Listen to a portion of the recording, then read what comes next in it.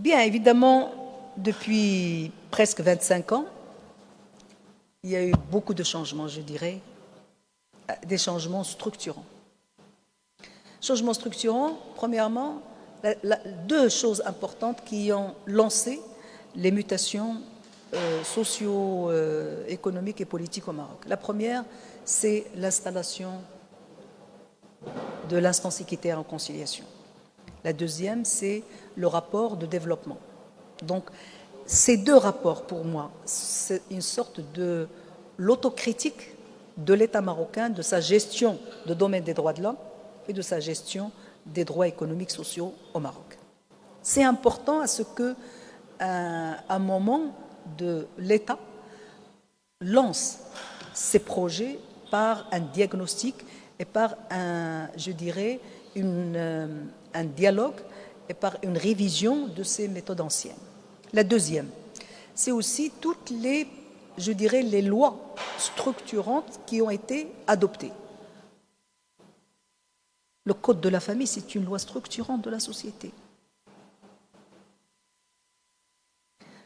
D'autres lois, la nationalité, important. Donc, il y a des changements qui ont été lancés dans la société à ce qu'ils fédèrent toutes ces composantes.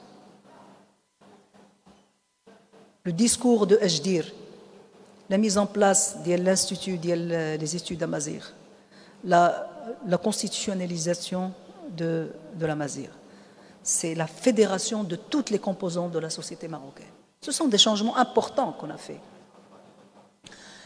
Dans la réforme de la Constitution, la réforme de la mise en place de la régionalisation, la révision de mode de développement, de notre modèle de développement. Donc, il y a des changements structurants importants. La deuxième, dans tous ces changements, une approche installée, je dirais, assurée, une approche sur trois composantes. La première, c'est une approche de consensus.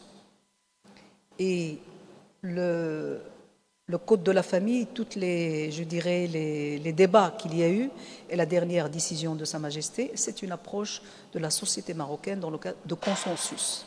Ce n'est pas des compromis, ce sont des consensus de la société par ses composantes. La deuxième, c'est à chaque fois, on élabore des solutions innovantes de répondre à nos problématiques précises, techniques. Nous avons des problématiques, nous avons besoin des solutions marocaines. Nous essayons par ces concertations de mettre en place des solutions marocaines. La troisième, c'est aussi cette participation dans toutes les réformes structurantes importantes. Il y a eu des commissions, des instances qui ont veillé à écouter, à prendre note de toute la composante de la société marocaine et de pouvoir élaborer des recommandations ou des propositions qui ont été soumises. Ça dépend. La Constitution, ils étaient soumis à Sa Majesté. Le Code de la famille, ça a été soumis au chef du gouvernement qui a pris le processus nécessaire, etc., etc. Donc, voilà un peu comment on a géré la question des droits de l'homme au Maroc depuis les 25 ans. Tahiyati, shukran lakum.